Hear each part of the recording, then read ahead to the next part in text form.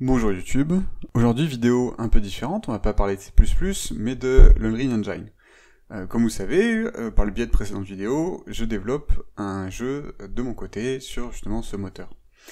Et avec la même envie que j'ai avec le C++, j'ai aussi envie de vous partager des connaissances sur l'Unreal Engine. Et on va faire un petit tuto sur comment rebind les actions, les touches qui vont générer des actions du joueur.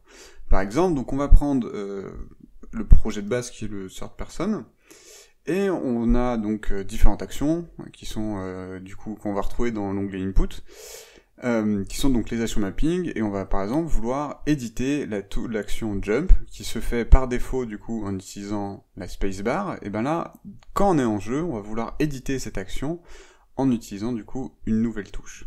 Donc ça va être le rebind de touches en temps réel. Pour ce faire, on va créer un widget blueprint dans lequel on va rajouter un component de base qui est l'input key selector. En fait, celui qui va tout nous faire, quasiment.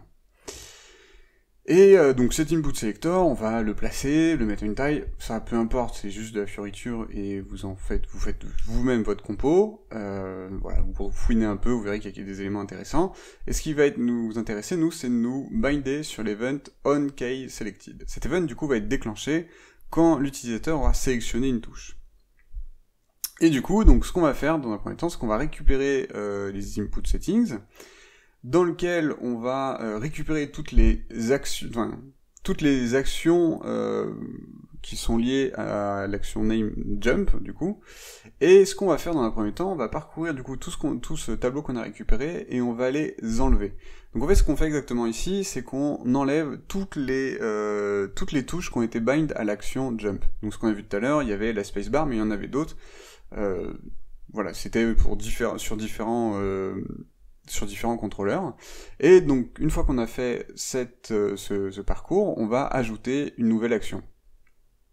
Cette action, en fait, va être l'action toujours jump, mais avec la touche que l'utilisateur aura sélectionnée. Donc, on va récupérer par le biais de l'event. Alors, ce qu'on va penser à faire, c'est bien sélectionner le force rebuild keymap sur le add action, et on ne sert à rien de forcer le rebuild sur le remove, vu que de toute façon, on le fera après. Donc après, c'est simple, on fait juste une copie entre les deux structures de key, on va dire. On build, et ce qu'on va faire maintenant, c'est qu'on va vouloir ajouter ce blueprint, du coup, à notre niveau. Donc ce qu'on va faire, on ouvre notre game mode, on regarde notre classe de HUD, c'est la classe de base, on va créer la nôtre, donc on va créer un blueprint, pareil, qui dérive de la classe HUD, et dans ce HUD, au begin play, on va créer notre widget. Et donc on appelle le create widget. On sélectionne notre BP widget, donc le widget qu'on a créé précédemment, et on n'oublie pas de faire add to viewport, qui nous permettra du coup de l'afficher à l'écran. Une fois ceci fait, on retourne dans le game mode, on change le HUD par notre BP HUD, et dans le game mode, cette fois ce qu'on va faire, on va vouloir afficher le curseur. Donc au begin play, on récupère le player controller, et on va juste faire un set show cursor à true. Voilà, une fois ceci fait, on va pouvoir tester ce qu'on vient de faire.